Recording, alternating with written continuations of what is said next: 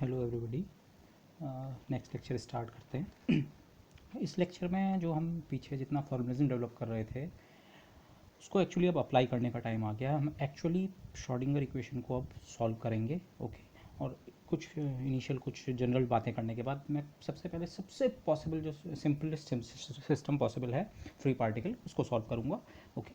But before that कुछ general features देख लीजिए। ये श्रोडिंगर इक्वेशन है 3 डायमेंशंस में, time independent, minus cross by 2m del square acting on psi which is a function of r. Vector r means x y z 3 dimension में, plus vr potential most generally can be a function of x y z that is vector r multiplied by psi r is equal to energy value into psi r। इसे हमने solve करना है। लेकिन इस equation को आप कुछ इस तरह से भी रीराइट कर सकते हैं। ओके। ये v वाले टर्म को इधर ले जाइए और फिर 2m बाई एच क्रॉस से फिर से क्रॉस मल्टीप्लाई करके इधर ले आइए।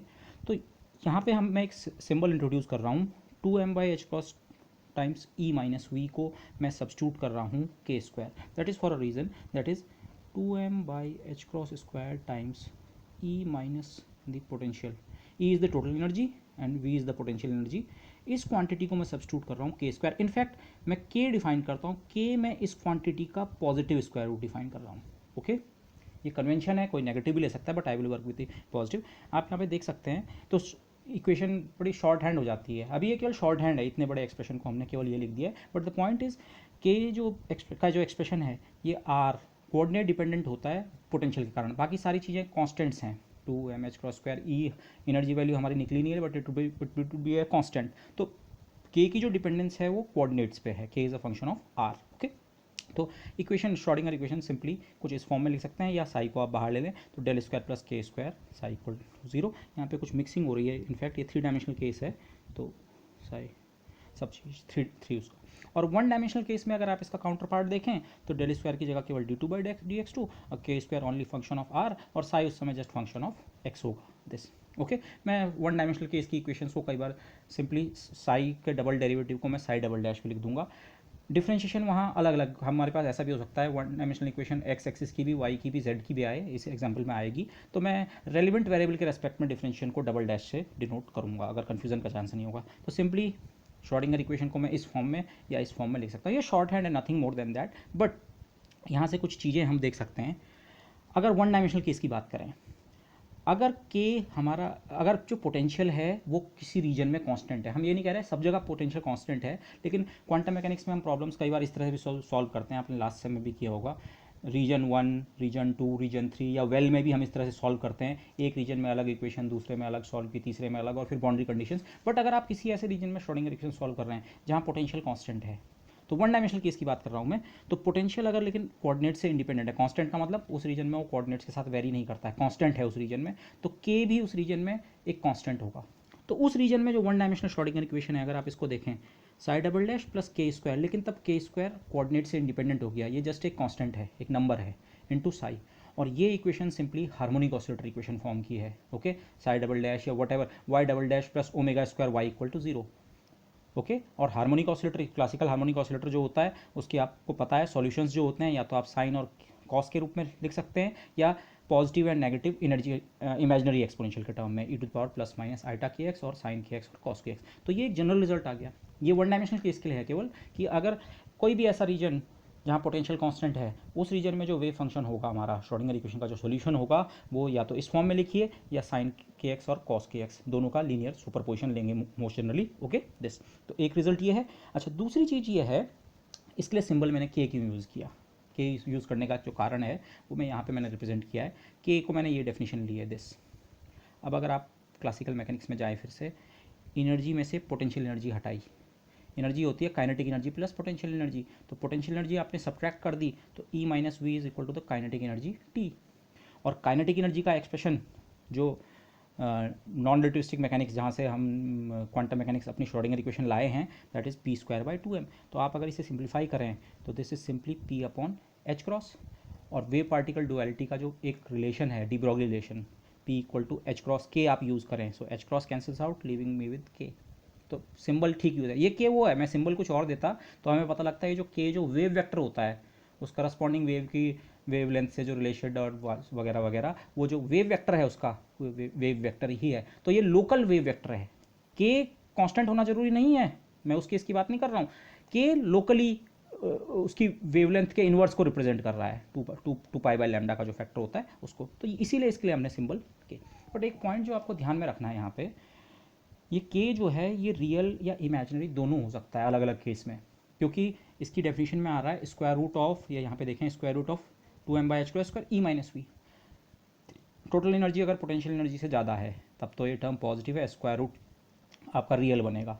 लेकिन अगर ई लेस देन वी है, total energy less than V है, तो उस केस में ये क्वांटिटी इमेजिनरी भी बन सकती है। इसका क्या इंटरप्रिटेशन है वगैरह वगैरह आगे देखेंगे, but you must be careful. तो आप हमेशा नाइवली ये इक्वेशन मिलेगी वन डायमेंशन में, इक्वेशन ये लिख सकते हैं, बट आपको ये ध्यान रखना है, कहीं कहीं मैं इस इक्वेशन को wrong sine harmonic oscillator equation भी कहूँगा, दैट विल सी लेटर, जहाँ पे के स्क्वायर नेगेटिव बनेगा। Okay this. अच्छा, दूसरी एक चीज़, एक बहुत simple result again one dimensional case के लिए है, इसे वन डायमेंशनल केस में आप फॉलो करने की कोशिश कीजिएगा कि अगर किसी वन डायमेंशनल सिस्टम में पोटेंशियल की पैरिटी इवन है, पैरिटी का मतलब ये होता है, मैं इसे डिस्क्राइब कर दूँ, माना आपके पास कोई फंक्शन है और आपने फंक्शन के आर्ग्यूमेंट को x की जगह -x रखा, लेकिन आपका फंक्शन सेम बना, तो इसे कहते हैं हम इवन फंक्शन। और बाय द वे कोई दूसरा फंक्शन था g(x), उसके लिए आपने x की जगह -x सब्स्टिट्यूट किया और आपको मिला gx, लेकिन overall with a minus sign, मतलब x की जगह -x रख के अगर फंक्शन की वैल्यू सेम मिली तो इसे कहते हैं इवन फंक्शन, और अगर एक माइनस साइन मिला तो odd. Okay, even and odd parity भी कहते हैं इसे, इवन एंड ऑड, या कई बार simply even function odd function भी कहते हैं। ओके, तो ये पैरिटी को आप अगर ग्राफिकली समझें तो बहुत ज़्यादा आसान रहता है। से मैं y = x² या f = x² मेरा फंक्शन है, तो इसमें अगर आप x की जगह -x रखें फंक्शन पे कोई फ़र्क नहीं पड़ता है, तो by this definition this is an even function. लेकिन ग्राफिकली इसको समझना फ़ायदेमंद भी रहेगा हमारे लिए। y = x² एक पैराबोला की इक्वेशन है which look something like this. जैसा इस फंक्शन का बिहेवियर x की पॉजिटिव डायरेक्शन में है, वैसा ही इसका बिहेवियर नेगेटिव डायरेक्शन में है। इट मीन्स x = इस पॉइंट पे से 3 पे इसकी वैल्यू इतनी है, तो x = -3 पे भी एग्जैक्टली उतनी ही वैल्यू है, 4 पे जितनी वैल्यू है उतनी -4 पे, एंड सो ऑन। तो इसको समझने का एक तरीका ये भी है, अगर आप केवल एक साइड का ग्राफ इस फंक्शन का प्लॉट करें इनिशियली, और आप बीच में यहाँ एक मिरर लगा दें, मेरा हाथ को आप मिरर समझिए, जिसमें इसका रिफ्लेक्शन होगा, तो इसका जो रिफ्लेक्शन बनेगा वो ये बनेगा, और यही इस रीजन में एक्चुअल वाला फंक्शन भी है। तो इस इक्वेशन को आप ऐसे भी समझ सकते हैं, इवन फंक्शंस अपनी एक पार्ट में आपने बना दिया तो दूसरे पार्ट में उसकी मिरर इमेज, वैसे इधर के लिए भी चल सकता है, इधर से भी मिरर लगाएं तो ये एक दूसरे की मिरर इमेज है। इसके बजाय एक दूसरा एग्जाम्पल लेते हैं, इनफैक्ट मैं आपको इसका दूसरा एग्जाम्पल देता हूँ। इवन और ऑड फंक्शन के सबसे सिंपल एग्जाम्पल वैसे आपको पता है साइन और कोसाइन होते हैं, साइन और कोसाइन।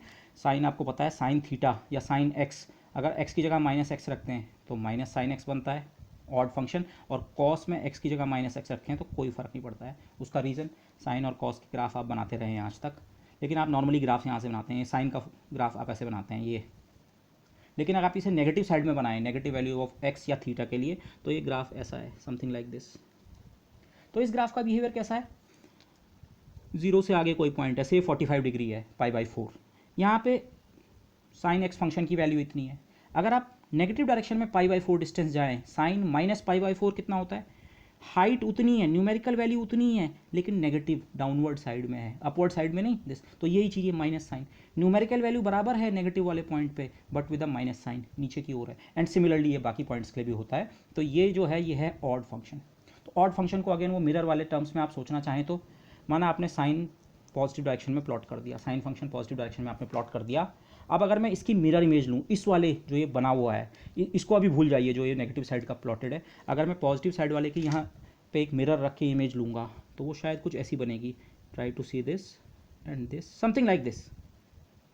लेकिन जो इस रीजन में एक्चुअल फंक्शन ये ब्लैक लाइन है, ये तो ये रेड लाइन से मैच नहीं कर रहा है। पर अब आप इस रेड लाइन को वाई एक्सिस पे इसके का एक और मिरर लीजिए, एक इन्वर्जन वाई एक्सिस के अबाउट भी कीजिए, तो ये रेड लाइन की इमेज इस ब्लैक लाइन से एग्जैक्टली मैच करेगी। ये माइनस साइन है। तो सिंपली सिमेट्रिक फंक्शंस क्या हुए, मिरर रिफ्लेक्शन किया, ये इससे ओवरलैप कर रहा है।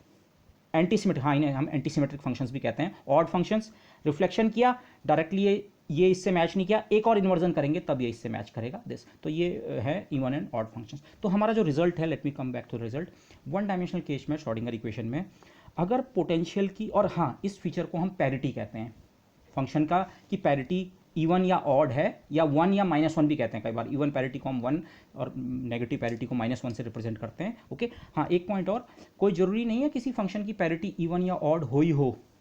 ओके, से मैं केवल ग्राफ बनाता हूँ, माना कोई फंक्शन ऐसा है, ये ऐसा आया और इधर इसका नेचर ऐसा है ये, तो ये ना इसकी मिरर इमेज से मैच करेगा, ना इसके मिरर इमेज की एक और मिरर इमेज से, उससे मिरर इमेज के नेगेटिव से भी मैच नहीं करेगा। तो ये फंक्शन ना इवन है ना ऑड है, तो कोई ज़रूरी नहीं है फंक्शन की पैरिटी इवन या ऑड में से एक होनी जरूरी है। इट इज़ नॉट नेसेसरली, बिल्कुल ज़रूरी नहीं है कि फंक्शन की एक डेफिनेट पैरिटी आपके पास हो ही हो। ओके, तो अब जो रिजल्ट है, now coming back to result बहुत सिंपल है। अगर वन डायमेंशनल केस में हमें जो पोटेंशियल दे रखा है प्रॉब्लम में, अगर वो इवन पैरिटी का है, इवन पैरिटी का पोटेंशियल होने का मतलब v माइनस एक्स बराबर वी एक्स है। पोटेंशियल के पास अगर ये प्रॉपर्टी है तो बहुत इजीली ये शो किया जा सकता है कि उस केस में जो वेव फंक्शन है, फाइनल सॉल्यूशंस जो आपको मिलेंगे वो या तो इवन पैरिटी के होंगे या ऑड पैरिटी के। इवन वाले मिल सकते हैं, ऑड वाले भी, लेकिन इसके अलावा नहीं मिलेंगे। यहाँ पे एक इशू डीजनरेसी का भी आता है, नॉन डीजनरेटेबल। नॉन डीजनरेसी का मतलब अलग अलग एनर्जी लेवल, एक लेवल एक एनर्जी के करस्पॉन्डिंग केवल एक सॉल्यूशन। ओके, बाकी डीजनरेसी के एग्जांपल जब आएंगे और क्लियर होगा, but the point is simply आप ये ध्यान रखिए, पोटेंशियल की पैरिटी अगर इवन है तो वेव फंक्शन की पैरिटी इवन या ऑड होगी। ओके, सिंपली इसका प्रूफ बहुत सिंपल है, मैं प्रूफ आपके लिए छोड़ता हूँ। आप वन डायमेंशनल श्रोडिंगर इक्वेशन लिखिए और फिर x की जगह उसमें -x लिखिए, और फिर आपको ऐसा दिखेगा कि अरे इस इक्वेशन का एक सॉल्यूशन साई एक्स पी है और एक solution Sai minus x P है। ओके, फिर वहाँ से आप कंटिन्यू कर सकते हैं। It is a very simple proof. But ये, और फाइनल एक पॉइंट मैं पिछले लेक्चर में भी बोल रहा था, लेकिन वहाँ पे शायद मैं थोड़ा मिस कर गया। बाउंड्री कंडीशंस हमने साई के लिए मेंशन की थी, इनको अब हम यूज़ करेंगे। ओके, क्वांटम मैकेनिक्स में हम क्वांटाइजेशन की बात करेंगे। हाँ, इस सिस्टम में क्वांटाइजेशन हो रहा है, यूजुअली एनर्जी क्वांटाइजेशन देखने को मिलेगा, और फिर और क्वांटाइजेशन भी हो सकते हैं, मोमेंटम एंड वगैरह वगैरह। बट क्वांटाइजेशन का हमेशा जो आप रीज़न देखेंगे, द रीज़न फॉर क्वांटाइजेशन आप पाएंगे वो boundary conditions. Boundary conditions lead to quantization. Okay, boundary conditions के कारण ही आपको क्वांटम सिस्टम्स में क्वांटाइजेशन देखने को मिलता है। We will see these in the examples to come. Okay, now let me start with the simplest possible example, जो है free particle in one dimension. हम उस पार्टिकल की बात कर रहे हैं जो फ्री है। ओके, और वन डायमेंशनल केस, 3 भी करेंगे पर वन डायमेंशनल। फ्री पार्टिकल क्या हुआ? अगर आप क्लासिकल मैकेनिक्स की डेफिनेशन से जाएं, फ्री वो पार्टिकल है जिस पे कोई फोर्स नहीं लग रहा है, फोर्स इज जीरो। और फोर्स और पोटेंशियल का जो रिलेशन है, force is the negative gradient of potential. So potential क्या होगा? ऐसे सिस्टम का कांस्टेंट। पोटेंशियल की बात हम क्यों कर रहे हैं? क्योंकि क्वांटम मैकेनिक्स में फोर्स नहीं है, वहाँ तो हमें पोटेंशियल से कैलकुलेशन करनी है। सो फ्री पार्टिकल का मतलब है पोटेंशियल की वैल्यू क्या होनी चाहिए? कांस्टेंट। ओके, तो सब जगह पोटेंशियल एक जैसा है, कितना है वो वैल्यू हमें नहीं पता, बट पॉइंट ये है, से मैं पोटेंशियल का ग्राफ प्लॉट करता हूँ, x इक्वल टू 0 1 2 3 4 5 6 और इधर माइनस पोटेंशियल। इस केस का पोटेंशियल ये है, सब जगह जीरो। अगर सब जगह पोटेंशियल सेम है तो कहीं भी इसमें स्लोप नहीं है, स्लोप नहीं है तो फोर्स जीरो। लेकिन ये वैल्यू कितनी लेनी है, किस हाइट पे लेनी है, उससे कोई फर्क नहीं पड़ता है। The important point is v is equal to c. इस स्टेटमेंट को हम ऐसे भी बोलते हैं, the zero of potential is arbitrary. Potential का जीरो आप कहाँ मानते हैं उससे कोई फर्क नहीं पड़ता है। सो ओके, बट उससे पहले अब एक चीज़ देखें, जो अभी मैंने रिजल्ट डिस्कस किया, ये पोटेंशियल का ग्राफ है। इस समय से v इक्वल टू सी है, सब जगह पोटेंशियल की सम वैल्यू है कांस्टेंट c। ये ग्राफ सिमेट्रिक है, इधर भी ये straight line parallel to the x axis है और ये इधर भी उसी हाइट पे ये है। तो ये फंक्शन इस समय क्या है? एक सिमेट्रिक फंक्शन है, इवन फंक्शन है। तो इवन फंक्शन का वो देखें तो ऑटोमेटिकली हमारा जो वेव फंक्शन है वो या तो इवन पैरिटी का होगा या ऑड पैरिटी का। इसको फंक्शन को तो हम प्लॉट नहीं कर पाएंगे यहाँ पे डायरेक्टली, या कर सकते हैं वैसे साइन और कोसाइन के टर्म में, दैट विल सी। ओके, अच्छा, दूसरी चीज़, के की डेफिनेशन इस केस में क्या बनेगी? के है 2m/² E minus we x होता है, जो मैंने पीछे अभी डिफाइन किया था। इस पर्टिकुलर केस में कांस्टेंट पोटेंशियल है सब जगह, माना उसकी वैल्यू सी है, लेकिन इस सी की वैल्यू से कोई फ़र्क नहीं पड़ता है। मैं एक्सप्रेशन को और सिंप्लीफाई करने के लिए, कैलकुलेशंस को और आसान रखने के लिए सी की वैल्यू 0 पे सेट कर सकता हूँ। The zero of potential is arbitrary, तो पोटेंशियल मुझे कांस्टेंट लेना था, कितनी वैल्यू लेनी थी वो मेरी चॉइस थी, मैंने और सिंप्लिसिटी के लिए उसे जीरो ले लिया। इससे जनरलिटी पे कोई फर्क नहीं पड़ता है। आप एक बार मैं चाहूँगा आप v की वैल्यू c के बराबर सेट करके भी कीजिए, c से इसका कांस्टेंट, लेकिन आपके फाइनल किसी भी आंसर पे कोई फर्क नहीं पड़ेगा। ओके, अच्छा, तो अगर हम ऐसा करते हैं तो अब आप देखिए, पोटेंशियल हो गया कांस्टेंट, और अगर मैंने c0 रख दिया तब तो यहाँ से हट ही गया। इन ईदर केस के अब एक्स पे डिपेंड नहीं कर रहा है, पोटेंशियल एक्स पे डिपेंड नहीं कर रहा है, तो के एक्स पे डिपेंड नहीं कर रहा है। कांस्टेंट पोटेंशियल, तो के सब जगह पूरे रीजन में माइनस इन्फिनिटी से लेकर प्लस इन्फिनिटी तक सब जगह के कांस्टेंट है। तो ये इक्वेशन सीधे सीधे हार्मोनिक ऑसिलेटर इक्वेशन है। और हार्मोनिक ऑसिलेटर इक्वेशन के सॉल्यूशन या तो पॉजिटिव और नेगेटिव इमेजिनरी एक्सपोनेंशियल्स या साइन एंड कॉस। मैं यहाँ पे साइन और कॉस के बजाय इमेजिनरी एक्सपोनेंशियल्स यूज़ करूँगा, बट साइन और कॉस से आप सीधे समझ लीजिए। अच्छा, साइन की होती है ऑड पैरिटी और कॉस की होती है इवन पैरिटी। ये वाला रिजल्ट, पोटेंशियल की पैरिटी इवन है तो सॉल्यूशंस साइन या कॉस मिलेंगे, या तो इवन पैरिटी वाले या ऑड पैरिटी वाले। विदाउट पैरिटी या मिक्स्ड पैरिटी वाला कुछ नहीं मिलेगा। This so that result also holds over here. अच्छा, मैंने यहाँ पे केवल एक साइन लिया है, वैसे कायदे से यहाँ पे दोनों साइन प्लस माइनस दोनों आने चाहिए, but think it this way, के का मैं चाहे तो यहाँ पे नेगेटिव स्क्वायर रूट ले सकता था, मैं पॉजिटिव ही ले रहा हूँ, बट वो दोनों वैल्यू कंटेन्ड है, इतने से काम चल जाएगा मैथमेटिकली। ओके, और ये सॉल्यूशन क्या है? These are plane waves. Okay, these are just plane waves. Okay, अच्छा, अब ये मैं सॉल्यूशन एक निकाल चुका हूँ, हो गया। श्रोडिंगर इक्वेशन आपने सॉल्व कर दी है, बहुत ट्रिवियल थी इस केस में, but you have solve the first Schrödinger equation, free particle one dimension. This is the solution written over here. But अब इसका थोड़ा एनालिसिस करते हैं इस केस में। अगर मैं इस वेव फंक्शन पे मोमेंटम के ऑपरेटर को अप्लाई करूँ, वन डायमेंशन वाला, वन डायमेंशन में मोमेंटम का ऑपरेटर माइनस आई अटैच cross del by del x. Wave function मेरा ये रहा, exponential constant with some exponential. ये कांस्टेंट हमारा नॉर्मलाइजेशन फैक्टर होगा। ओके, अच्छा, कांस्टेंट पे डिफरेंशिएशन का कोई फर्क नहीं, एक्सपोनेंशियल से एक्सपोनेंशियल रीजनरेट हुआ, तो ये सारा तो आपको वापस मिलने वाला है। ये फिर से साई बन गया आपका। एक्स्ट्रा जो आपको फैक्टर मिलेगा डिफरेंशिएशन में, एक्स के रेस्पेक्ट में डिफरेंशिएट करके, आइटा के नीचे लैंड करेगा, और आइटा के और minus iota h cross multiply होकर सिंपली बनेगा एच क्रॉस के। और एच क्रॉस के क्या होता है? De Broglie relation, wave particle duality की में से एक इक्वेशन, दो इक्वेशन में से एक इक्वेशन। पी मोमेंटम, देखा क्या हुआ? मोमेंटम का ऑपरेटर साई पे अप्लाई किया, ये वापस और मोमेंटम। इस स्टेट ने, ये जो स्टेट है, इसने मोमेंटम ऑपरेटर के साथ आइगन वैल्यू इक्वेशन दी। ऑपरेटर के साथ जो स्टेट आइगन वैल्यू इक्वेशन दे दे, उसका मतलब वो स्टेट क्या होती है? Pure state.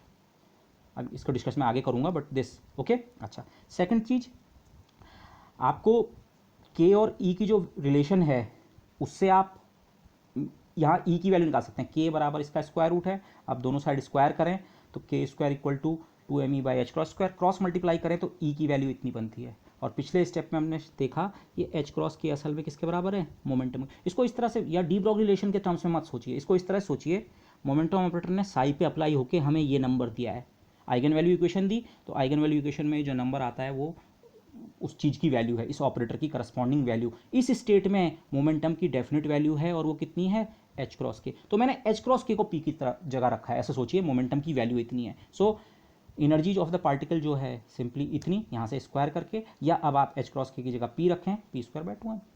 ये कोई बहुत आश्चर्यजनक रिजल्ट नहीं है। पार्टिकल फ्री है, पोटेंशियल एनर्जी जीरो है, तो टोटल एनर्जी किसके बराबर होगी? केवल kinetic. Total energy is kinetic plus potential, पर पोटेंशियल कंट्रीब्यूशन जीरो है, तो total energy kinetic P square by 2m। उसी का तो एक्सप्रेशन होता है, यही तो मिल रहा है। फ्री पार्टिकल के लिए आप क्या और एक्सपेक्ट करते हैं? कोई पार्टिकल फ्री है, पोटेंशियल तो है नहीं, पोटेंशियल जीरो है, तो उसके पास जो एनर्जी होगी काइनेटिक एनर्जी की फॉर्म में हो सकती है, तो वो एनर्जी कितनी होगी? P square by 2m। But let's उसको उसके बजाय के की फॉर्म में लिखें तो दिस। ओके, एच क्रॉस और 2m कांस्टेंट है, आप ये ध्यान रखें। एनर्जी बेसिकली के स्क्वायर के प्रोपोर्शनल है, के स्क्वायर पे डिपेंड कर रही है। Okay, apart from some constants. Okay, अच्छा, अगर मैं इस सिस्टम की एनर्जी निकालना चाहूँ, अब मैं यहाँ एनर्जी का ऑपरेटर अप्लाई नहीं कर सकता हूँ। एनर्जी का operator iota h cross del by del t, time dependent वाला वेव फंक्शन होता तो ट्राई करते तो, लेकिन हैमिल्टोनियन ऑपरेटर भी एनर्जी ऑपरेटर होता है, उसके दोनों की का रिजल्ट सेम होता है। लेट मी से दिस वे, तो हैमिल्टोनियन ऑपरेटर को अगर मैं इसी वेव फंक्शन पे अप्लाई करूँ, Hamiltonian operator kinetic energy operator plus potential energy operator. Kinetic energy operator one dimension में minus h cross by 2m d2 by dx2। Okay, आपको पार्शियल लिखने की जरूरत नहीं है, क्योंकि everything is a function of x only. Potential energy zero है, तो वो ऑपरेटर भी जीरो हो गया। तो इसको इस वेव फंक्शन पे ऑपरेट करो, और ये आप खुद कीजिए, आप देखेंगे फिर से आपको आपका साई वापस मिल जाएगा, क्योंकि दो बार डिफरेंशिएशन होना है एक्स के रेस्पेक्ट में, और आपको सीधे सीधे ये वाला एक्सप्रेशन मिल जाएगा। दो बार आइटा के, दो बार डिफरेंशिएशन है, दो बार आइटा के का फैक्टर नीचे आएगा, और minus minus everything cancels out. ये so everything is consistent energy. इस स्टेट में मोमेंटम की भी डेफिनेट वैल्यू है, क्योंकि आइगन वैल्यू है, आइगन वैल्यू रिलेशन है, और एनर्जी की भी या हैमिल्टोनियन की भी डेफिनेट वैल्यू है। ओके, अच्छा, जरा प्रोबेबिलिटी डेंसिटी का बिहेवियर देखें इस स्टेट के लिए। प्रोबेबिलिटी डेंसिटी का एक्सप्रेशन साई स्टार साई, तो साई है a to the power iota के एक्स, तो उसका complex conjugate a star a to the power minus iota के एक्स। जल्दीबाजी में आप ये मत कीजिएगा, इसके कॉम्प्लेक्स कॉन्जुगेशन में एक्सपोनेंशियल का तो कॉन्जुगेशन कर दिया पर यहाँ ए ही रखा। क्वांटम मैकेनिक्स में ध्यान रखिए, इन जनरल जो भी कोफिशिएंट्स हैं कॉम्प्लेक्स हो सकते हैं। हाँ, आपकी कैलकुलेशन या आपको किसी ने बताया कि वो रियल है तब तो ठीक है, बट अदरवाइज ये क्वांटिटीज़ हमेशा आप इमेजिनरी में वो करेंगे। तो ये ए कॉम्प्लेक्स है तो इसका कॉम्प्लेक्स कॉन्जुगेट ए स्टार, तो ए into A star mod a square, और पॉजिटिव और नेगेटिव एक्सपोनेंशियल्स हमारे हो गए कैंसिल, तो simply mod a square. But the point is a तो एक कांस्टेंट है, तो मॉड ए स्क्वायर एक रियल नंबर होगा greater than zero if A is not zero, लेकिन ये एक कांस्टेंट है। ये टाइम इंडिपेंडेंट केस में भी जो प्रोबेबिलिटी डेंसिटी है एक्स के साथ वेरी करती है नॉर्मली अलग अलग पॉइंट्स पे। यहाँ पे प्रोबेबिलिटी कम है पाए जाने की, यहाँ पे ज़्यादा है, पर इस केस में प्रोबेबिलिटी क्या है, कांस्टेंट। एक कांस्टेंट प्रोबेबिलिटी का क्या मतलब है, अगर मैं प्रोबेबिलिटी का ग्राफ प्लॉट करूँ डिस्टेंस के साथ, एक्स कोऑर्डिनेट यहाँ पे जीरो है, इधर प्लस इन्फिनिटी की ओर जा रहे हैं या minus infinity, whole space whole one dimensional space हमारा ये है, और इस तरफ मैं प्रोबेबिलिटी की डेंसिटी प्लॉट कर रहा हूँ। तो ये प्रोबेबिलिटी की डेंसिटी ऐसी नहीं है कहीं पे ज़्यादा और कहीं पे कम, ये एक समान चल रही है। कितनी वैल्यू, मॉड ए स्क्वायर, जो भी ए की वैल्यू होगी उससे मॉड ए स्क्वायर जितना कांस्टेंट बना ये उस वैल्यू पे है। क्या मतलब है इसका, इस पॉइंट पे भी उस पार्टिकल के पाए जाने की प्रोबेबिलिटी उतनी ही है एक्स इक्वल टू -20 पे, और एक्स इक्वल टू -5 पे भी उतनी है, और एक्स इक्वल टू 0 पे भी उतनी है, और 2 पे भी उतनी है 20। माइनस इन्फिनिटी से प्लस इन्फिनिटी तक पूरे रीजन में इसके पाए जाने की प्रोबेबिलिटी कितनी है, सेम है। वैल्यू इतनी है लेकिन वो सब जगह क्या है, सेम। इसको मैं जिस तरह से नॉर्मली क्लास में एग्जाम्पल देता हूँ, से कुछ बच्चे क्लास में बैठे हैं तो वो एक्चुअली फ्री नहीं है, वो बाउंड है, टीचर मेरे डर के कारण वो बैठे हुए हैं। पर कोई बच्चा अगर फ्री है तो अब फ्री मतलब जो क्लास से बाहर है, तो अब आपसे सवाल पूछा जाए, जो बच्चा क्लास में है उसके बारे में सवाल पूछा है, यार ये बच्चे की प्रोबेबिलिटी का ग्राफ कहाँ होगा, कहाँ पे इसके होने का चांस है, तो शायद आप एक ऐसा ग्राफ बनाएंगे, let me draw it over here. आप कहेंगे ये हमारा पूरा कैंपस है और ये हमारा लगभग क्लासरूम है, तो वो बच्चा यहाँ होने का चांस है, ये यहाँ प्रोबेबिलिटी ज़्यादा है बाकी यहाँ। लेकिन जो बच्चा फ्री है वो तो कहीं भी हो सकता है, माइनस इन्फिनिटी से लेकर प्लस इन्फिनिटी तक कहीं भी उसके पाए जाने की का चांस हो सकता है, so that is equal probability. Okay, तो ये जो हमें प्रोबेबिलिटी कांस्टेंट मिल रही है हर जगह, उसका ये मीनिंग है। बाकी आगे वाले केसेस में बाउंड सिस्टम्स में प्रोबेबिलिटी सब जगह कांस्टेंट नहीं होगी, बट इन दिस केस हम ये पा रहे हैं सब जगह पार्टिकल के पाए जाने की प्रोबेबिलिटी क्या है, इक्वल। ओके, तो फ्री पार्टिकल का जो वेव फंक्शन है जिसे हम प्लेन वेव फंक्शन कहते हैं वो प्रोबेबिलिटी। इनफैक्ट यहाँ से एक दूसरा रिजल्ट भी देखते हैं। अगर मैं इस वेव फंक्शन को नॉर्मलाइज करने की कोशिश करूँ, नॉर्मलाइजेशन का मतलब होता है integral of Sai star Sai, okay you can see it in this copy. इसे हमने 1 बनाना होता है, इस केस में 1 डायमेंशनल केस है dx, और limits of integration run from minus infinity to infinity. Psi star psi rho होता है, तो आप जो नॉर्मलाइजेशन कंडीशन है उसे ऐसे भी लिख सकते हैं, हम किसी तरह से इस इंटीग्रल को 1 बनाने की कोशिश कर रहे हैं। 1 बनाने का मीनिंग ये होता है क्योंकि हमारे पास सिस्टम में केवल एक पार्टिकल है तो टोटल प्रोबेबिलिटीज़ का सम 1 होना चाहिए। ओके, लेकिन इस केस में अगर आप ये इवेलुएट करें, रो बराबर है mod a square constant integral से बाहर, integral minus infinity to infinity dx आप करेंगे, ये इंटीग्रल बनेगा x, और लिमिट्स पुट करने पे infinity minus minus infinity. Oh this is problematic. यही चीज़ जो मैं पहले बार बार बोलते हुए आ रहा था, प्लेन वेव फंक्शन नॉर्मलाइजेबल नहीं होता है।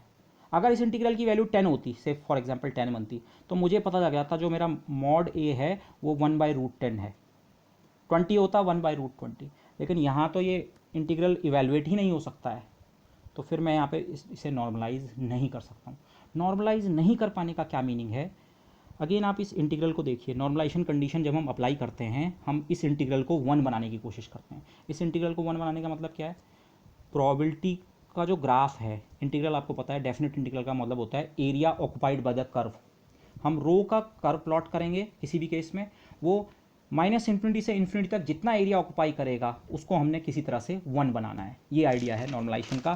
तो अब आप इसे सोचिए, किसी केस में आपको प्रोबेबिलिटी का ग्राफ ऐसा मिला, ये और धीरे धीरे ये डिके हो रहा है और यहाँ पे जाके 0 हो गया, 0 हो सकता है, ये प्रोबेबिलिटी डेंसिटी का ग्राफ है माना किसी केस के लिए, माना एरिया यूनिटी नहीं है, तो आप क्या कीजिए, हर जगह वेव फंक्शन को किसी कांस्टेंट से मल्टीप्लाई कर दिए। कांस्टेंट से मल्टीप्लाई करने का मतलब स्केलिंग, माना आपने हर पॉइंट पे वेव फंक्शन को आधा कर दिया।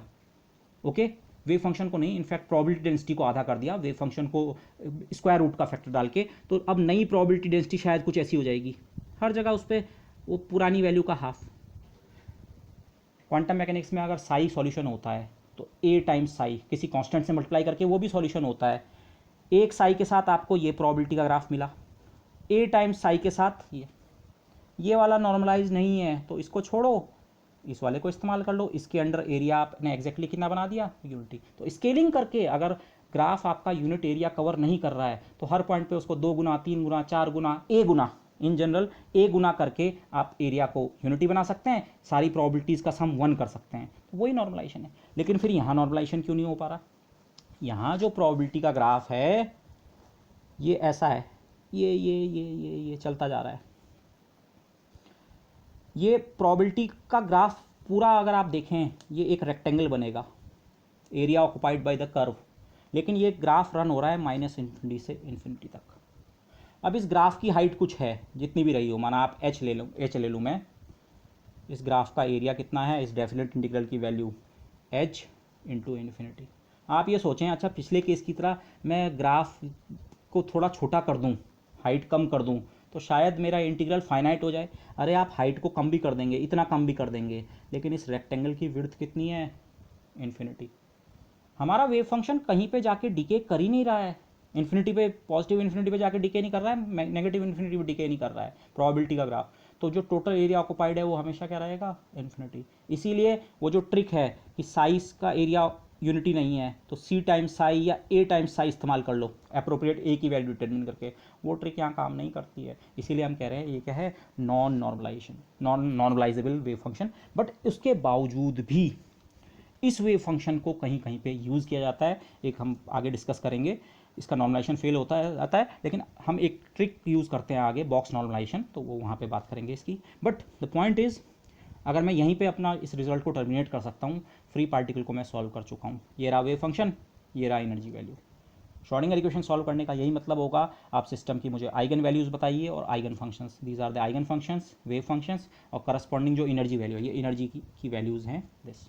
ओके, अच्छा अगेन फिर से इसको देखें, हमने मोमेंटम ऑपरेटर को इस फंक्शन पे अप्लाई किया था तो मुझे h क्रॉस k टाइम्स फिर से मेरा वेव फंक्शन वापस मिल गया था। h cross k is a number, some number into this eigen value equation. लेकिन अगर मैं पोजीशन का ऑपरेटर इस पे अप्लाई करूँ तो इसी वेव फंक्शन पे, प्लेन वेव वाले पे, पोजीशन का ऑपरेटर x होता है, x को इससे मल्टीप्लाई किया, ये तो वेव फंक्शन वापस मिल गया, लेकिन ये x नंबर नहीं है, ये तो कोऑर्डिनेट है, फंक्शन है खुद, ये आइगन वैल्यू इक्वेशन नहीं है। आप दोनों का डिस्टिंक्शन क्लियरली देख लें, मोमेंटम ऑपरेटर से वेव फंक्शन वापस multiplied by number, position operator के बाद इतना ही लिख पा रहे हैं, ये फिर से वेव फंक्शन है लेकिन ये नंबर थोड़ी है x, ये तो कोऑर्डिनेट है, तो this is not an eigen value equation. तो ये आइगन वैल्यू इक्वेशन नहीं है, मतलब मैंने जो पिछले लेक्चर में आपको बताने की कोशिश कर रहा था, p के लिए हमें इस स्टेट में, जो साई स्टेट हमारी है जिसका सॉल्यूशन हमने यहाँ पे लिखा हुआ है, जिन्हें हम प्लेन वेव्स कह रहे हैं, p ऑपरेटर के लिए, p के लिए ये स्टेट शार्प है, सेम स्टेट साई की बात कर रहे हैं, p के साथ आइगन वैल्यू इक्वेशन मिलती है तो p के रेस्पेक्ट में ये स्टेट शार्प या प्योर है। शार्प या प्योर होने का मतलब, आप p मोमेंटम का मेजरमेंट इस स्टेट में करेंगे, आपको हमेशा एक ही आंसर मिलेगा, उसमें कोई अनसर्टेनिटी नहीं है। लेकिन अगर आप इसी स्टेट में x का मेजरमेंट करें, x के साथ आइगन वैल्यू इक्वेशन नहीं है। क्यों आइगन वैल्यू इक्वेशन नहीं है? क्योंकि ये वाली स्टेट x के रेस्पेक्ट में प्योर नहीं है, ये मिक्स्ड है।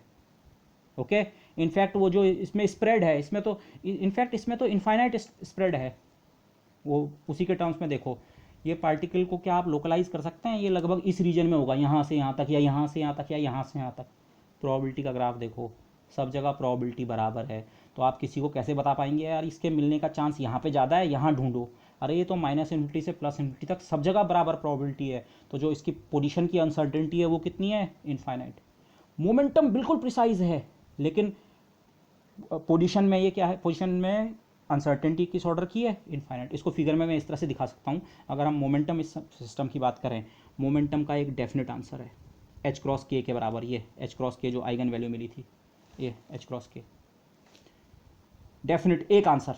लेकिन पोजीशन का आंसर ये है, ये ग्राफ ख़त्म ही नहीं हो रहा है, ये चलता जा रहा है -इन्फिनिटी पे भी +इन्फिनिटी पे, दोनों साइड। अगर आप इसको एक उसकी तरह सोचें, अच्छा एक कर्व था, बेल शेप्ड कर्व था, और मैंने उसे धीरे धीरे सिकुड़ाया तो वो इसमें बन गया, विड्थ 0 हो गई। ये विड्थ जीरो वाला फंक्शन है, इसे आप डिराक डेल्टा भी कह सकते हैं। डिराक डेल्टा शायद आप में से कुछ लोग जानते होंगे, कुछ नहीं, बट ये केवल एक सिंगल लाइन है डिराक डेल्टा टाइप की। और ये जो है ये इनफाइनाइट एक्सटेंट का फंक्शन है, वो है इसका जो प्रोफाइल है इनफाइनाइट एक्सटेंट। तो यहाँ अनसर्टेनिटी जीरो है और यहाँ अनसर्टेनिटी कितनी है, इन्फिनिटी। अनसर्टेनिटी प्रिंसिपल देख लीजिए, अगर P में अनसर्टेनिटी एक्जैक्टली जीरो होगी, डेल्टा P जीरो होगा, तो डेल्टा एक्स को इन्फिनिटी होना ही पड़ेगा। So that also holds over here. हाँ, हर केस में ज़रूरी नहीं है कि जो आपने जो सॉल्यूशन निकाला वो उसके डेल्टा P जीरो हो और डेल्टा एक्स इन्फिनिटी हो, दोनों की वैल्यूज़ नॉन ज़ीरो और नॉन इन्फिनिटी भी हो सकती हैं, पर उनका मल्टीप्लिकेशन हमेशा वो h क्रॉस अपॉन 2 या वट एवर फैक्टर उससे ज़्यादा होगा। ओके, तो इस केस में आप सिंपली देख रहे हैं या इट होल्ड्स। ओके, अच्छा, तो यहाँ से एक चीज़ क्लियर हो गई, ये जो स्टेट हमने निकाली e to the power iota के एक्स प्लेन वेव सॉल्यूशन जो हमने निकाला फ्री पार्टिकल का, ये मोमेंटम की आइगन स्टेट है। मोमेंटम ऑपरेटर के साथ ये आइगन वैल्यू इक्वेशन देता है, मोमेंटम के लिए एक आइगन स्टेट है। तो इसीलिए मैंने आपको शुरू के एक लेक्चर में कहा था हम प्लेन वेव्स को मोमेंटम आइगन फंक्शंस या मोमेंटम आइगन स्टेट्स भी कहते हैं। उसका रीज़न ये है, प्लेन वेव के लिए मोमेंटम की वैल्यू डेफिनेट होती है, इसलिए उस मोमेंटम की वो आइगन स्टेट्स हैं। Okay, so this is another nomenclature. Okay, अगर आप इसी स्टेट में P की एक्सपेक्टेशन वैल्यू निकालें, P की expectation value in the state Sai, by definition Sai star P का operator Sai dx integral from minus infinity infinity upon integral Sai star Sai dx। आप इस इंटीग्रल को इवेल्युएट करें, इवेल्युएशन कुछ भी टफ नहीं है, एक्सपोनेंशियल प्लस माइनस इंटीग्रल के अंदर ऊपर भी कैंसिल नीचे भी cancel individually. Okay, a constant है, ए स्टार कांस्टेंट है, मल्टीप्लाई करके मॉड, नहीं मैंने यहाँ पे एक गलती कर दी, सॉरी। पहले P operator e to the power iota के एक्स पे एक्ट करेगा, मोमेंटम का ऑपरेटर हमारे वेव फंक्शन पे एक्ट करके आप देख चुके हैं कितना देता है, फिर से वेव फंक्शन वापस मल्टीप्लाइड बाई एच क्रॉस के, ऑपरेटर अपने आप खत्म हो जाएगा और एच क्रॉस के आ जाएगा उसकी जगह, और एच क्रॉस के है कांस्टेंट। तो यहाँ पे थोड़ा ध्यान से, P ऑपरेटर जब होके खत्म हो जाएगा वो अपनी जगह एच क्रॉस के ले आएगा। एच क्रॉस के पूरी तरह कांस्टेंट है, उसको ले लो बाहर, और उसके बाद तो कुछ करने की जरूरत नहीं है, ऊपर और नीचे की इंटीग्रल एग्जैक्टली सेम है। ए स्टार यहाँ भी है, यहाँ भी है, पॉजिटिव नेगेटिव एक्सपोनेंशियल यहाँ भी है, यहाँ भी है, दोनों इंटीग्रल ही कैंसिल हो गए, सीधे आंसर आपका बन गया एच क्रॉस के। क्या मतलब है, एक्सपेक्टेशन वैल्यू में मैंने आपको बताया था एवरेज वैल्यू ऑफ मेजरमेंट होती है। इस स्टेट में आप मोमेंटम की एवरेज वैल्यू नापेंगे तो वो एवरेज वैल्यू भी एच क्रॉस के ही बन रही है। क्यों, स्टेट प्योर है। आप एक बार मेजरमेंट करो इस स्टेट में e to the power iota के एक्स में, आंसर मिलेगा एच क्रॉस के, दूसरी बार करो फिर से आंसर एच क्रॉस के, तीसरी बार एच क्रॉस के। आप इन्फाइनाइट नंबर ऑफ मेजरमेंट्स भी करेंगे, हर बार आपको एक ही आंसर मिलेगा एच क्रॉस के, आइगन स्टेट प्योर स्टेट। और फिर सेम डेटा का आप एवरेज लेंगे तो एवरेज भी तो सेम बनेगा, इसलिए एवरेज भी किसके बराबर, आइगन वैल्यू के बराबर। ओके, प्योर स्टेट के लिए रिजल्ट हमेशा होल्ड करेगा, चाहे आइगन वैल्यू निकालो चाहे एक्सपेक्टेशन वैल्यू निकालो, एक ही आंसर मिलेगा। बट एक्स के साथ तो ये आइगन वैल्यू इक्वेशन देता ही नहीं है, तो एक्स के साथ अगर हम निकालें कि एक्स की एक्सपेक्टेशन वैल्यू कितनी है, एक्स के साथ इसने आइगन वैल्यू इक्वेशन तो नहीं दी, तो एक्स का मैं एक डेफिनेट आंसर तो नहीं दे सकता हूँ।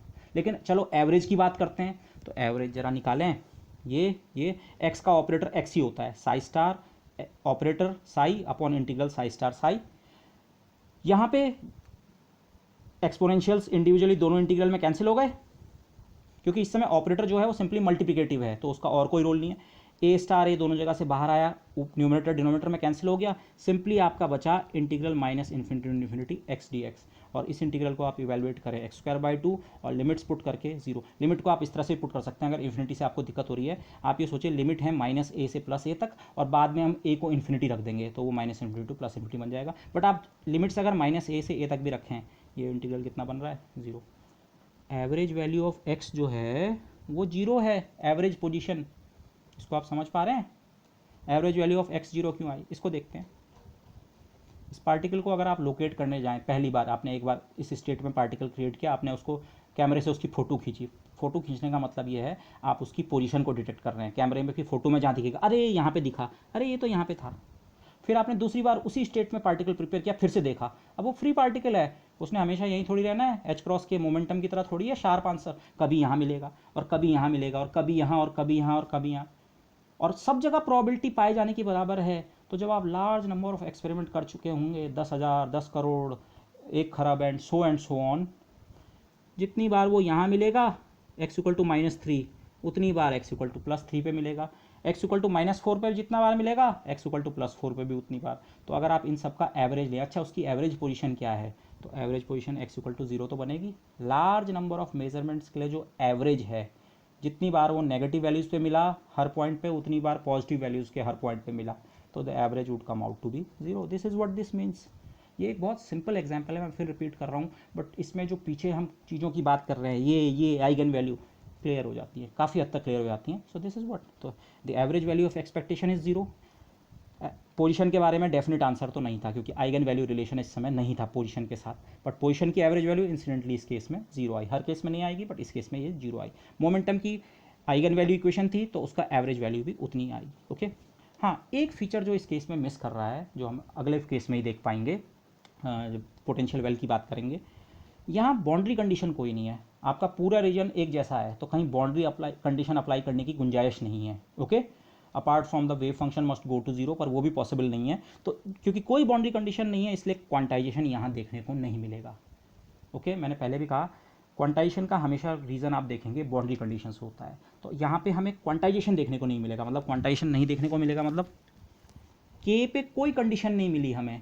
हमें है ये रहा सॉल्यूशन, और ये रहा ये वेव फंक्शन, और ये एनर्जी, और के की आप मनचाही वैल्यू ले सकते हैं, पॉजिटिव नेगेटिव दोनों ले सकते हैं। मैंने केवल पॉजिटिव ली थी, पर पॉजिटिव नेगेटिव दोनों ले सकते हैं। तो वेव फंक्शन तो आपका प्लस माइनस एक्सपोनेंशियल दोनों मिलेंगे, लेकिन यहाँ के का स्क्वायर है, तो एनर्जी हमेशा क्या होगी, ग्रेटर देन इक्वल टू 0। के की वैल्यू 0 होगी तो एनर्जी ठीक 0 के बराबर, और अदरवाइज के चाहे नेगेटिव भी हो, एनर्जी क्या बनेगी, पॉजिटिव। लेकिन के कंटिन्यूसली वेरी कर रहा है, कोई भी वैल्यू ऑक्यूपाई कर सकता है, तो ई की भी कोई भी वैल्यू हो सकती है। ओके, के can be plus minus, but E will be positive. तो ये जो अगर आप एनर्जी का ग्राफ इस समय बनाएं, ये लोएस्ट एनर्जी और ये एनर्जी, तो ये एनर्जी भी पॉसिबल है, और इसके बगल वाली भी, और इसके बगल वाली भी, और इसके बगल वाली भी। यहाँ लेवल्स नहीं बन रहे हैं कि एक एनर्जी है और फिर एक एनर्जी है, नहीं, तो इसीलिए हमने इसे ऐसे शेड करते हैं, और अप टू इन्फिनिटी ये शेडिंग चल रही है।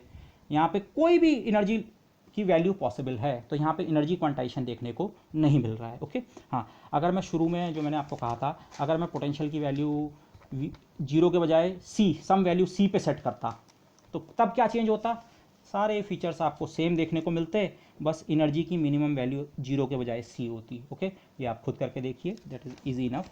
Okay, so this completes our discussion of the one dimensional free particle. Lecture को थोड़ा लंबा करते हुए मैं एक्चुअली 3 डायमेंशनल फ्री पार्टिकल को भी यहीं पे डिस्कस कर रहा हूँ, क्योंकि मुझे उसके लिए नया कुछ नहीं करना है, और एक ही कंटिन्यूएशन में ही डिस्कशन हो जाएगा। So let's discuss the free particle in 3D। और ये डिस्कशन हम कर रहे हैं कार्टेशियन कोऑर्डिनेट्स। कार्टेशियन मतलब एक्स वाई जेड। अभी आपको लग सकता है एक्स वाई जेड पे इतना फोकस क्यों, वही तो होता है, नहीं। कुछ क्वांटम मैकेनिकल प्रॉब्लम्स को हमें अलग अलग कोऑर्डिनेट सिस्टम में जाके सॉल्व करना पड़ता है, वो कार्टेशियन में सॉल्व नहीं हो पाती हैं। फॉर एग्जांपल हाइड्रोजन एटम जब हम सॉल्व करेंगे कार्टेशियन में, हम उसको सॉल्व नहीं कर पाएंगे, हमको स्पेशल कोऑर्डिनेट सिस्टम लेना पड़ेगा, जो कि स्फेरिकल पोलर कोऑर्डिनेट सिस्टम है, आर थीटा फाई वाला, वहाँ सॉल्व कर पाएंगे। बट फ्री पार्टिकल एक ऐसा सिस्टम है, ये कार्टेशियन में भी सॉल्व हो जाता है और स्फेरिकल पोलर में भी सॉल्व हो जाता है। तो let's solve for the time being in Cartesian coordinates. Cartesian में इसका सॉल्यूशन आप पिछले वाले सॉल्यूशन को ढंग से समझ लीजिए, उसके बाद वीडियो थोड़ा पॉज कीजिए, उसके बाद इसे देखिए, तो 3 डायमेंशन वाला भी बिल्कुल सिमिलर है। Okay, equation, Schrodinger equation, again मैं शॉर्ट हैंड में ऐसे लिख सकता हूँ, del square plus k square acting on psi equal to 0। K square का मतलब इस समय 2m by H cross square E minus V होता है, लेकिन अगेन फ्री पार्टिकल का मतलब पोटेंशियल सब जगह कांस्टेंट है, और वो कांस्टेंट मैंने फिर से 0 पे सेट कर दिया। तो कांस्टेंट अगर पोटेंशियल ही अपने साथ कोऑर्डिनेट्स लेके आता है इस डेफिनेशन में, अगर पोटेंशियल ही 0 है या कांस्टेंट है, कोऑर्डिनेट्स पे डिपेंड नहीं कर रहा, तो के अगेन क्या हो गया, independent of coordinates, k is just a constant. तो इक्वेशन सिंपली ये हो गई, डेल स्क्वायर 3 डायमेंशन में del two by del x two, del two by del y two, del two by del z two, ये partial derivatives हैं, plus k square. और इस समय का जो वेव फंक्शन है वो तीनों कोऑर्डिनेट्स का फंक्शन होगा मोस्ट जनरली, आप उसे वेक्टर आर लिख सकते हैं, या let me write it x y z. So del square plus k square acting on psi equal to 0, Schrodinger equation इस केस की। के बाई डेफिनेशन ये है positive square root of 2m e by H cross square. Okay, चले आगे। यहाँ पे जो हम ट्रिक जो यूज़ करेंगे सॉल्यूशन की, ये हमारा पुराना साथी है, सेपरेशन ऑफ वेरिएबल्स। साई जो कि मेरा एक्स वाई जेड का फंक्शन है, मैं ये एज्यूम कर रहा हूँ साई 2 फंक्शंस का प्रोडक्ट है, एक कैपिटल एक्स और एक कैपिटल आर। ये इस तरह से हैं ये फंक्शंस कि कैपिटल एक्स केवल स्मॉल एक्स कोऑर्डिनेट पे डिपेंड करता है, और कैपिटल आर जो है वो केवल वाई और जेड कोऑर्डिनेट्स पे डिपेंड करता है। तो वेरिएबल्स को सेपरेट कर दिया। ये जो साई है ये 2 फंक्शंस का प्रोडक्ट है, एक फंक्शन केवल, एक पार्ट केवल एक्स का फंक्शन, दूसरा पार्ट केवल वाई जेड का। मैंने इसे कैपिटल एक्स से इसलिए रिप्रेजेंट किया है, इसके अगर मैंने इसका आर्ग्यूमेंट ना भी लिखा हो, ये किस चीज़ का फंक्शन है, उसी से पता लग जाएगा कि ये एक्स का ही फंक्शन है। ओके, इस प्रोसेस को हम आगे भी कंटिन्यू करेंगे। और आर मतलब रिमाइंडर, इसके अलावा जो पार्ट है उसके लिए आर, आप कोई भी सिंबल यूज़ कर सकते हैं, but my logic for using these symbols was something like this. Okay, आप साई की जगह एक्स इंटू आर यहाँ सब्स्टिट्यूट कीजिए। फर्स्ट टर्म है differentiation with respect to x, 2 बार है। जब डिफ्रेंशिएशन साई पे एक्ट करेगा, साई है एक्स इंटू आर, एक्स के रेस्पेक्ट का पार्शियल डिफ्रेंशिएशन केवल इस चीज़ का डिफ्रेंशिएशन कर सकता है। वाई और जेड पे जो चीज़ डिपेंड करती है वो कांस्टेंट की तरह। तो फर्स्ट टर्म में आर बाहर आ गया, और जिस चीज़ का डिफ्रेंशिएशन हो रहा है वो केवल अब एक्स का फंक्शन है, तो पार्शियल डिफ्रेंशिएशन के बजाय you can write it as the complete derivative d two x by D x square. ये जो 2 पार्ट्स हैं, इन दोनों का डिस्कशन मैं एक साथ करता हूँ। ये है वाई और जेड के डिफ्रेंशिएशन 2 बार साई का, साई मतलब इनका, इन इस मल्टीप्लिकेशन का डिफ्रेंशिएशन वाई ने भी करना है, जेड ने भी करना है अलग अलग। अब वाई और जेड तो हैं आर के अंदर, तो आर का डिफ्रेंशिएशन होगा एक्स वाला पार्ट कांस्टेंट की तरह। तो इन सेकंड टर्म्स को दोनों को मैंने एक साथ लिखा है, इन दोनों में एक्स आ गया बाहर, और डिफ्रेंशिएशन ऑपरेटर ने 2 बार वाई वाले ने और 2 बार जेड वाले ने आर पे ऑपरेट होना है। ओके, और जो सेकंड लास्ट टर्म है के स्क्वायर इंटू साई, तो वो हो जाएगा k square into x r, psi की जगह ये। ओके, तो सब्स्टिट्यूशन ऑफ वेरिएबल्स का पहला स्टेप जो मैंने पहले बताया था, आप इस तरह से वो कीजिए, इक्वेशन में सब्स्टिट्यूट कीजिए। इसके बाद हमारा जो नेक्स्ट स्टेप होता है, हमेशा जिस वेरिएबल को आपने सब्स्टिट्यूट किया है साई को, उससे पूरी इक्वेशन को डिवाइड कर दीजिए। बट साई अब हमारे लिए एक्स इंटू आर है, तो बेसिकली डिवाइड करना है एक्स इंटू आर से। तो फर्स्ट टर्म ये है, अगर मैं इसे एक्स इंटू आर से डिवाइड करूँगा तो आर कैंसिल होगा और ये 1/x एक्स्ट्रा आ जाएगा। सेकेंड वाले फैक्टर में, इस वाले फैक्टर में x कैंसिल होगा, r कैंसिल नहीं होगा, क्योंकि r, इस r पे पहले ऑपरेटर्स ने एक्ट करना है। तो जिस x r से हमने डिवाइड किया है अभी, वो एक x को कैंसिल करेगा, एक 1/r का फैक्टर रह जाएगा, वो ये रहा। अभी आप इस माइनस साइन को भूल जाइए, ये बाकी इस ऑपरेटर ने, इन दोनों ऑपरेटर्स ने अभी r पे एक्ट करना है। और थर्ड टर्म में x r से डिवाइड करके केवल k स्क्वायर। इन दोनों टर्म्स को आप राइट हैंड साइड में ले जाइए, that is being done for a reason. तो फाइनली आप इस फॉर्म पे पहुंच गए, सेपरेशन ऑफ वेरिएबल्स सब्स्टिट्यूट किया, पूरी इक्वेशन को एक्स आर से डिवाइड किया, एक टर्म इधर रखा, एक टर्म इधर रखा। अब आप लेफ्ट हैंड साइड को देखिए, कैपिटल एक्स जो कि स्मॉल एक्स का फंक्शन है, स्मॉल एक्स का फंक्शन, ये स्मॉल एक्स के रेस्पेक्ट में 2 बार differentiation, left hand side is only a function of the x coordinate. और अब आप चलें राइट हैंड साइड में, are function of y and z coordinates, differentiation with respect to y twice with respect to z, again are function of y z, और के square just एक number है। Okay, मैं इस के स्क्वायर को यहाँ भी रख सकता था, बट इसमें सिंप्लिसिटी रहेगी, के स्क्वायर को मैं यहाँ भी रखता लेफ्ट हैंड साइड में, तभी भी लेफ्ट हैंड साइड केवल एक्स का ही फंक्शन बनता, क्योंकि के स्क्वायर जस्ट एक कांस्टेंट है, ना वो एक्स का फंक्शन है, ना वाई का, ना जेड का, that is just a constant. उससे डिपेंडेंस पे कोई फर्क नहीं पड़ेगा, लेकिन मैंने उसे यहाँ क्लियर किया इस समय। तो हुआ क्या है, left hand side is a function of x, right hand side is a function of y z. So our familiar statement, it means ये तो तभी हो सकता है जब both sides are equal to some constant. अब उस कांस्टेंट का नाम मैं लैम्डा, अल्फा कुछ भी रख सकता था, पर मैंने जानबूझ के उस कांस्टेंट का नाम रखा -k1 स्क्वायर। उसका रीज़न आपको अभी क्लियर हो जाएगा, लेकिन ये जस्ट एक कांस्टेंट है, k1 कोई कांस्टेंट है तो k1 स्क्वायर भी कांस्टेंट होगा, और मैं डेलिबरेटली उस कांस्टेंट को अल्फा के बजाय -अल्फा ले रहा हूँ। ओके, से आप यह सोचें इसकी वैल्यू 3 है तो मैं उसे -3 लिख रहा हूँ। Okay, something like that. तो ऐसा किया जा सकता है, लेकिन कर क्यों रहे आपको आगे क्लियर होगा। तो अब हमें 2 इक्वेशंस मिलेंगी सेपरेशन ऑफ वेरिएबल में, हमेशा इस स्टेप के बाद 2 इक्वेशंस, एक this part equal to this constant और एक this part equal to this constant. तो मैं पहली इक्वेशन लिखता हूँ, इसमें इस x को क्रॉस मल्टीप्लाई करके आप यहाँ ले जाओ और इस टर्म को उठा के इधर ही ले आओ। तो ये इक्वेशन ये लिखी हुई है आपके सामने। मैंने यहाँ पे double differentiation of capital x with small x को सीधे एक्स डबल डैश लिख दिया है, रेलिवेंट वेरिएबल के रेस्पेक्ट में डिफरेंशिएशन को मैंने शॉर्ट हैंड कर दिया है, प्लस k1 स्क्वायर इधर आके प्लस k1 स्क्वायर हुआ, और ये x जो यहाँ था, जो डिवाइड करने के बाद बचा था, वो क्रॉस मल्टीप्लाई होके यहाँ। ये इक्वेशन कौन सी है, exactly identical to the 1D free particle equation. 1D में जो आप पिछले पेज पे फ्री पार्टिकल इक्वेशन मैंने सॉल्व की है, ये एग्जैक्टली सेम इक्वेशन है, नाम अलग हो सकता है, इसका नाम साई डबल डैश रहा होगा, इसका नाम k रहा होगा, but both equations are same. मैंने इसीलिए, अब आप समझ सकते हैं मैंने इसे k1 स्क्वायर ही क्यों लिया, तब ये बिल्कुल 1 डायमेंशनल पार्टिकल की इक्वेशन की तरह हो गई। ओके, रफली दी आइडियाज ये आप आगे भी देखेंगे, कोई पार्टिकल 3 डायमेंशन में फ्री है तो वो हर एक्सिस की तरफ फ्री के अलॉन्ग फ्री होगा। तो ये एक्स एक्सिस, एक्स कोऑर्डिनेट वाली इक्वेशन एक्स वाले मोशन को कैप्चर करने की कोशिश कर रही है, ये भी इस डायरेक्शन में भी मोशन कैसा है, फ्री पार्टिकल। इस इक्वेशन का सॉल्यूशन सीधे सीधे plane waves, x which is a function of x, some constant. अब यहाँ पे आगे और कांस्टेंट्स आएंगे, ये एक्स एक्सिस से संबंधित कांस्टेंट है, मैंने उस कांस्टेंट का नाम ए एक्स रख दिया, A1 AX C1 जो भी रखना चाहें, बट AX। और सॉल्यूशन e+ या माइनस आइटा k1x, दोनों ले लिए मैंने इस समय। पिछले वन डायमेंशनल केस में आप ध्यान करें e⁻⁰kx प्लस माइनस में से मैंने एक ही लिया था, मैं दोनों को यहाँ पे रिटेन करता हूँ k1x सिंपली। तो देख रहे हैं आप सेपरेशन ऑफ वेरिएबल, 3 डायमेंशनल वाली प्रॉब्लम धीरे धीरे 1 डायमेंशन में रिड्यूस हो रही है। लेकिन अभी पूरा सॉल्यूशन नहीं हुआ, मुझे अपना साई ही पता करना है। साई का ये पार्ट पता हो चुका है, ये वाला, अभी ये बाकी रह गया। ये कैसे पता होगा? ये दिस पार्ट भी तो इक्वल टू कांस्टेंट है, तो इसके इक्वलेंट भी एक इक्वेशन लिखेंगे, वो ये रही।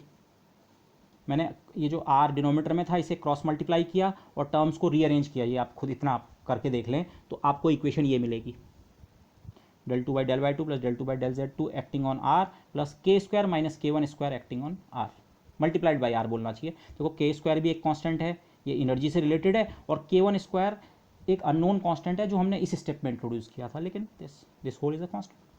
अब इस इक्वेशन को कैसे सॉल्व करें? अगेन ये r जो है ये तो y और z का फंक्शन है, फिर से सेपरेशन ऑफ वेरिएबल करो। ओके, आप फिर से सेपरेशन ऑफ वेरिएबल करेंगे, r की जगह y इंटू जेड रखा, ये वाला डिफ्रेंशिएशन y वाले, अगेन मैंने नोमेनक्लेचर इस तरह से किया है, capital Y is just a function of small y, capital Z is function of small z। मैं फंक्शंस के नाम f g h f1 f2 कुछ भी रख सकता था, बट ये नोटेशन इसलिए पावरफुल है, इसलिए यूजफुल है आपको। अगर मैं इनका आर्ग्यूमेंट ना भी लिखूँ इस पॉइंट से आगे, आपको देख के ही पता चल जाएगा अच्छा ये किस चीज़ का फंक्शन है। ओके, तो r equal to y z, जब ये वाले y वाले डिफ्रेंशिएशन ऑपरेट होंगे, ये y पे एक्ट करेंगे, z को छोड़ देंगे, z बाहर आ जाएगा। सेकंड वाले में y बाहर आ गया, z डिफ्रेंशिएशन के लिए अंदर रह गया। और यहाँ पे मैंने क्लैरिटी के लिए दोनों z में कोऑर्डिनेट वाले z को इस तरह से लिखा है, ये वाला z लिखा है, थोड़ा और क्लैरिटी। अच्छा, लास्ट टर्म में yz, पूरी इक्वेशन को आप y इंटू जेड से डिवाइड करें और टर्म्स को साथ साथ शिफ्ट भी कर दें, ये आप खुद करके देखें। यहाँ केवल यहाँ ये जो टर्म बचेगा z इंटू वाई से, जब आप इसे डिवाइड करेंगे z कैंसिल होगा, केवल बचेगा 1/y। बाकी सब आप इक्वेशन की दूसरी साइड ले जाइए, फिर से आप चेक कीजिए, function of y differentiate with respect to y, left hand side is just a function of y, z function of z, constant, right hand side is just a function of z, left hand side is a function of y, right hand side is a function of z, it means both sides must be equal to some constant. Let us call that constant minus k2 square in the same spirit। अब आप समझ रहे होंगे क्यों हम ऐसा कर रहे हैं, ये बराबर ये करेंगे जो कि यहाँ नीचे लिखा हुआ है। y वाली जो इक्वेशन है, कैपिटल y वेरिएबल की इक्वेशन भी 1 डायमेंशनल फ्री पार्टिकल इक्वेशन की तरह, उसका सॉल्यूशन आपके सामने ये लिखा हुआ है, ये। ओके, इनफैक्ट यहाँ पे जो k1² और k2² है उनका रोल आप आगे देखेंगे, पर 1 डायमेंशनल केस में ध्यान करें, एनर्जी रिलेटेड थी k² से, ठीक है, और एनर्जी पूरी तरह काइनेटिक थी फ्री पार्टिकल के लिए। तो 3 डायमेंशन में अगर कोई पार्टिकल मूव कर रहा है तो उसकी काइनेटिक एनर्जी को आप 3 हिस्सों में समझ सकते हैं। 3 हिस्सों से मतलब काइनेटिक एनर्जी डिपेंड करती है मोमेंटम पे, तो मोमेंटम के 3 कंपोनेंट्स पे px py pz, तो आप काइनेटिक एनर्जी सोच सकते हैं, एक px²/2m एक्स मोशन की, py² वाई मोशन की, pz² जेड मोशन की। तो वो जो अलग अलग एक्सिस के अलोंग की काइनेटिक एनर्जी अगर मैं उन्हें कह सकूं, तो Ex जो है एक्स एक्सिस वाली का रिलेशन k1² या उसको kx भी लिख सकते हैं, kx² से होगा, सेकंड एक्सिस वाले का k2² से, और थर्ड वाले का k3। तो 3 डायमेंशन फ्री पार्टिकल सॉल्व करना बिल्कुल मुश्किल नहीं है, एग्जैक्टली 1 डायमेंशन की तरह ही सॉल्यूशंस आपके होते रहते हैं। ओके, तो y वाला सॉल्यूशन ये हो गया। और अब देखिए, अगर मैं z वाली इक्वेशन को रीराइट करूँ, तो z वाली equation this equal to this, इसे आप थोड़ा रीअरेंज करके लिखें तो ये इक्वेशन भी आपके सामने ये लिखी हुई है, z∬z k² minus k1² minus k2²। दो कांस्टेंट जो आपने आर्बिट्रली इंट्रोड्यूस किए थे वो k² में से सब्ट्रैक्ट हो रहे हैं इस इक्वेशन में, बट k² एक कांस्टेंट है 2me/2, k1² हमने इंटरमीडिएट इंट्रोड्यूस किया था x इक्वेशन में, k2² अभी वाले सेपरेशन ऑफ वेरिएबल में, constant minus constant minus constant, sum constant, तो let me call that constant as k3²। k² minus k1² minus k2² को मैंने k3² कह दिया। क्यों कहा? अरे उससे z वाली इक्वेशन भी हर 1 डायमेंशन वाली इक्वेशन की तरह, हार्मोनिक ऑसिलेटर इक्वेशन, ये z क्रॉस मल्टीप्लाई होकर यहाँ आ जाएगा, तो इसका भी तो सॉल्यूशन यही होगा। तो तीनों एक्सिस के अलॉन्ग की जो आपकी सॉल्यूशंस हैं सेपरेशन ऑफ वेरिएबल से, capital X capital Y capital Z, exactly एक फॉर्म के, some constant e⁻ plus minus iota, या तो k1 या k2 या k3, 3 कांस्टेंट्स हैं वो, जस्ट इनटू या तो x या y, जो भी रेलिवेंट केस है। Done, you have solve the complete problem. x into y into z हमारा टोटल वेव फंक्शन है। इनिशियली हमने साई को ब्रेक किया था, इनिशियली मैंने अपने साई को ब्रेक किया था x इंटू आर, और बाद में इस आई आर को ब्रेक किया y इंटू जेड। तो ये तीनों जो फंक्शंस हैं इनका प्रोडक्ट ले लूँ तो मेरा वेव फंक्शन बन तो जाएगा।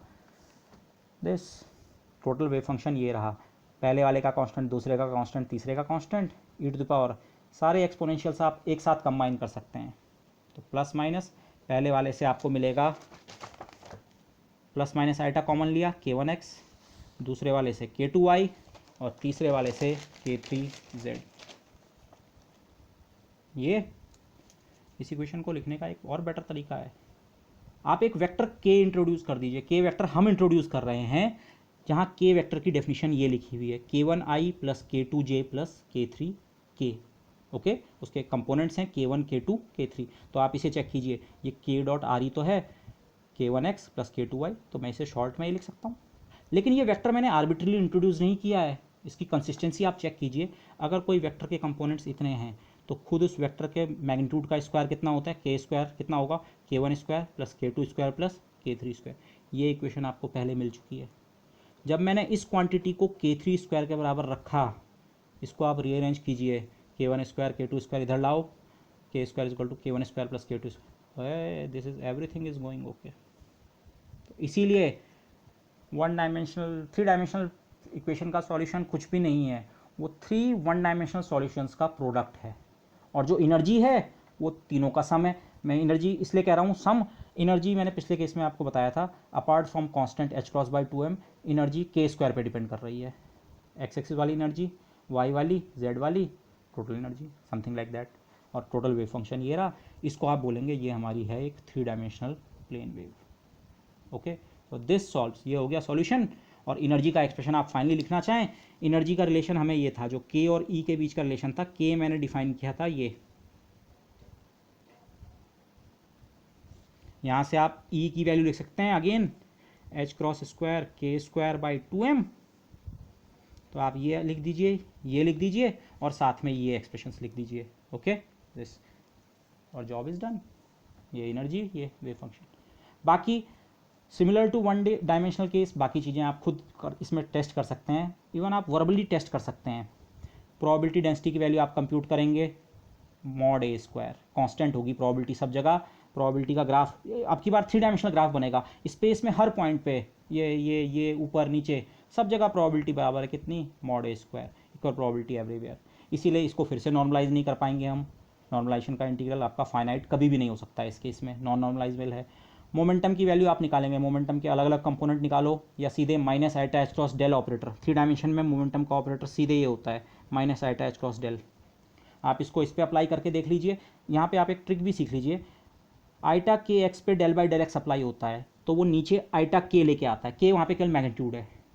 आइटा के वाई पे del by del y operate करेगा, दूसरा वाला के लाएगा, del by del z operate करेगा, k3 लाएगा। तो ये डेल ऑपरेटर जिसमें del by del x, del by del y, del by z तीनों होते हैं along with unit vectors i j k, वो कुल मिला के इस के वेक्टर को नीचे ले आएगा, तो आइटा के। तो आप ये कैलकुलेशन आप प्रैक्टिस करके अपने को इस पर फेमिलियर कर दीजिए, ताकि आगे से आपको उसके लिए 4 लाइन ना लगानी पड़े, फट से आप कर सकें। तो you will find P equal to H cross के।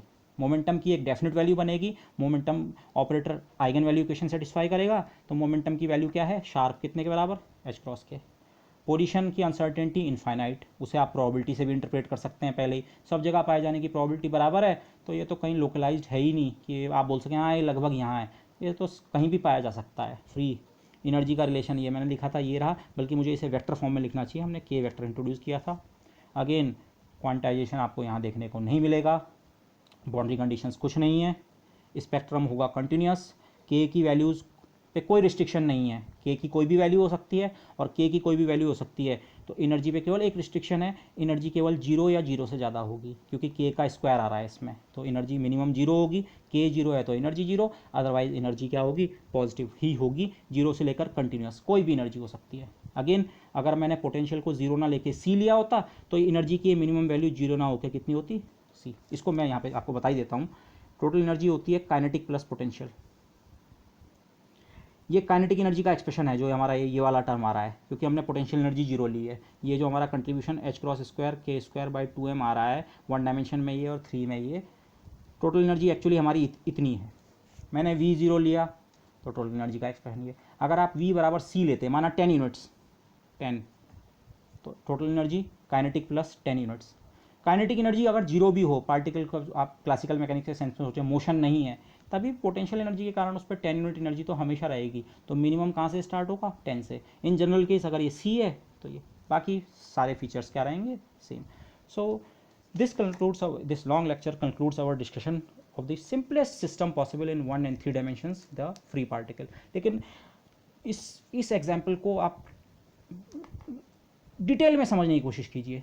जो फीचर्स ऑफ क्वांटम मैकेनिक्स हैं, काफ़ी सारे फीचर्स इस सिंपल केस में आप आसानी से समझ सकते हैं। बाकी कॉम्प्लेक्स सिस्टम्स में उन रिजल्ट्स को निकालना कभी कभी थोड़ा मुश्किल हो जाता है, बट हियर काफ़ी सारी चीज़ें आप देख सकते हैं। हाँ, ये बड़े आराम से हो रहा है, आपको कैलकुलेशन कुछ नहीं करनी है, इंटीग्रल्स आपके बहुत आराम से, एक्सपोनेंशियल कैंसिल हो रहे हैं वगैरह वगैरह। So the calculation are much easier this. अच्छा, एक पॉइंट जो मैं एमएससी स्टूडेंट्स के लिए बता रहा हूँ केवल, 3D फ्री पार्टिकल को जैसे मैंने पहले कहा स्फेरिकल पोलर में भी हम सॉल्व कर सकते हैं। तो बीएससी के सिलेबस में तो ये नहीं होता है हमारे पास, पर एमएससी में हमें ये सॉल्व करना है कि 3D फ्री पार्टिकल को स्फेरिकल पोलर कोऑर्डिनेट्स में। लेकिन इसकी ज़रूरत कहाँ पड़ती है, आप में से जो भी हायर स्टडीज़ में जाएंगे एमएससी लेवल पे, वहाँ पे जब खासकर हम स्कैटरिंग को डिस्कस करते हैं, तो वहाँ पे फ्री पार्टिकल का हमें प्लेन वेव सॉल्यूशन भी चाहिए होता है, इस प्रकार का सॉल्यूशन भी। और यहाँ से जब हम उन्हें सॉल्व करके लाते हैं, यहाँ से जो सॉल्यूशन मिलते हैं उनको हम कुछ स्फेरिकल वेव्स टाइप का कहते हैं, तो वो दोनों सॉल्यूशंस चाहिए होते हैं। तो फ्री पार्टिकल के दोनों सॉल्यूशंस वैसे इंपॉर्टेंट होते हैं दोनों साइड से। Okay, so with this I would like to end this lecture. Thank you very much.